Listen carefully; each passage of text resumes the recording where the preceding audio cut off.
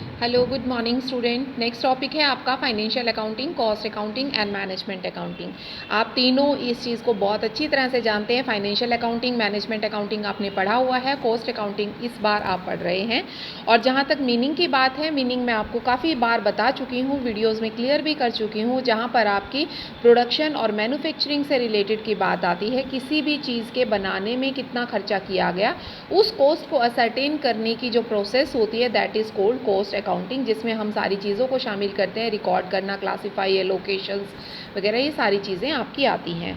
अगर हम बुक के अकॉर्डिंग इसका मीनिंग अगर पढ़ते हैं तो financial accounting is a art of process of recording, classifying and summarising the transaction of financial nature in a systematic manner and interpreting the results thereof. वो कहता है फाइनेंशियल अकाउंटिंग क्या है, जहाँ पर हम किसी भी तरह की एक आर्ट की तरह काम करते हैं, एक साइंस की तरह काम करते हैं। एक प्रोसेस है जिसमें हम रिकॉर्ड करते हैं, क्लासीफाई करते हैं, समराइज करते हैं ट्रांजेक्शन को, जो कि हमारी फाइनेंशियल नेचर की होती है। एक सिस्टमेटिक तरीके से एक इंटरप्रिएट करता है रिजल्ट को, मीन जो हमें कुछ ना कुछ रिजल्ट देता है, जिसके अंदर हमारे क्या आते हैं, प्रॉफिट एंड लॉस अकाउंट आता है। फाइनेंशियल पोजीशन के जानने के लिए हम इसकी फाइनेंशियल स्टेटमेंट तैयार करते हैं। अब बात आती है मैनेजमेंट अकाउंटिंग क्या है। Manage the things mean management accounting provide the meaningful accounting information through the applications of various tools and techniques in order to assist the management in a certain policies। वो कहता है जहाँ पर हम बहुत सारी चीज़ों को मैनेज कर चलते हैं, हेल्प मीन जहाँ पर हम अपनी पॉलिसीज़ बनाते हैं, कोई डिसीजंस लेते हैं, फ्यूचर की प्लानिंग करते हैं, वो हमारा मैनेजमेंट अकाउंटिंग आता है। अब तीसरी बात आती है कॉस्ट अकाउंटिंग की। कॉस्ट अकाउंटिंग आर्ट है, वही चीज़ रिकॉर्ड करने की, एनालाइज करने की, क्लासीफाई की, एक्सपेंडिचर्स को, जितने भी आपके एक्सपेंडिचर्स होते हैं, चाहे वो आपके डायरेक्ट हैं, चाहे इनडायरेक्ट हैं, चाहे सेमी फिक्स्ड हैं, वेरिएबल्स हैं, फिक्स्ड हैं, उन सब को जब हम एक जगह पर इकट्ठा कर एक खर्चे का अनुमान लगाते हैं, एक कॉस्ट का अनुमान लगाते हैं, एक प्रोडक्ट की प्रॉपर कॉस्ट का डिफाइन कर पाते हैं, उस चीज़ को हम कहते हैं कॉस्ट अकाउंटिंग। ओके बेटा, आज यही टॉपिक यहाँ तक था। नेक्स्ट आता है आपका लिमिटेशंस ऑफ फाइनेंशियल अकाउंटिंग।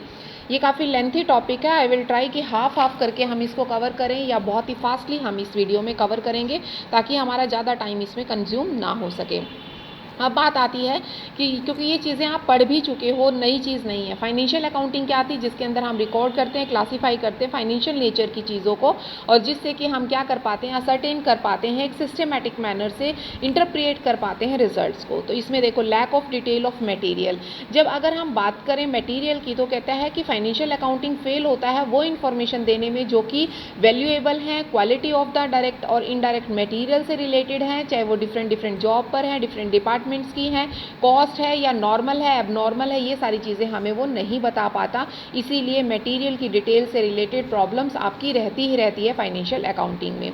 दूसरा आपका बनता है lack of analysis of labour. Labour में मीन यहाँ पर हम ये अंदाज़ा नहीं लगा पाते, डिस्क्लोज नहीं कर पाते कि टोटल अमाउंट ऑफ वेजेस कितनी पे की जाएंगी एक साल के अंदर। It is fail to provide the information regarding to paid in a specific job. एक स्पेसिफिक जॉब पर क्या देना चाहिए, कितना करना चाहिए, किस एक्टिविटी पर कितना खर्चा है, डिपार्टमेंट्स और प्रोडक्ट्स से रिलेटेड, वो हम इसमें नहीं निकाल पाते। तीसरा आता है lack of classification analysis of the overhead. यहाँ पर आप ओवरहेड का भी अंदाज़ा नहीं लगा सकते। मीन सबसे बड़ा लिमिटेशन फाइनेंशियल अकाउंटिंग का यही है कि not provide the information and regard to expenses और various overhead of the department, product wise, activity wise. Financial accounting जो होती है वो फेल होती है वो इंफॉर्मेशन देने में जो ओवरहेड नेचर की हैं, वेरिएबल्स हैं, सेमी वेरिएबल्स हैं या फिक्स नेचर की हैं, उनके बारे में ये आपको नहीं बता पाता। नेक्स्ट आता है lack of detail of the cost and its elements. ये फाइनेंशियल अकाउंटिंग जो है वो हमें इंफॉर्मेशन नहीं दे पाता regarding the ascertainments of the cost of various products. Job है, एक्टिविटीज़ है, सर्विस है, बार बार वही चीज़ें आ रही हैं कि कॉस्ट नहीं बता पाता उस कॉस्ट को, कि एलिमेंट्स को नहीं बता पाता। Lack of complete information of cost. Complete information भी आपको प्रोवाइड नहीं कर पाता, जो आपकी मीनिंगफुल होती हैं, एडुकेट नेचर की होती हैं, वो आपको ये नहीं दे पाता। जैसे बजटरी कंट्रोल है, स्टैंडर्ड कॉस्टिंग वगैरह है, जो आप आगे पढ़ोगे, आपको प्रॉपर एक कॉस्ट शीट नहीं दे पाता। ये सिर्फ आपकी क्वांटिटेटिव टर्म्स को ही पढ़ पाता है, क्वालिटेटिव को नहीं पढ़ता है, जो कि आपकी कॉस्ट अकाउंटिंग जो है वो दोनों तरह की टर्म्स को पढ़कर क्लियर कर पाती है कि कॉस्ट अकाउंटिंग क्या है आपकी, और इन सभी पॉइंट्स को वो क्लियर कर पाती है। नेक्स्ट आता है difference in the फिक्सेशंस of the selling price. आपकी जो कॉस्ट अकाउंटिंग है वो तो आपके सेलिंग प्राइस को फिक्स करने में हेल्प करती है, क्योंकि अगर आपको पता चल जाता है एक चीज़ को बनाने में इतना खर्चा आता है तो आप उसके अकॉर्डिंग अपना प्रॉफिट मार्जिन निकाल कर आप उसके सेलिंग प्राइस को फिक्स कर लेते हो। लेकिन फाइनेंशियल अकाउंटिंग में इस तरह का कोई भी पॉइंट नहीं है जिसकी हेल्प से आप ये निकाल पाओ कि आपको कहाँ पर जाकर प्रॉफिट होने स्टार्ट होंगे, कितना सेलिंग प्राइस आपको रखना है, प्रोडक्ट की कॉस्ट क्या है, ये सारी कमियाँ आपकी पाई जाती हैं। उसके बाद नेक्स्ट आपका आता है बेटा, एक सेकेंड,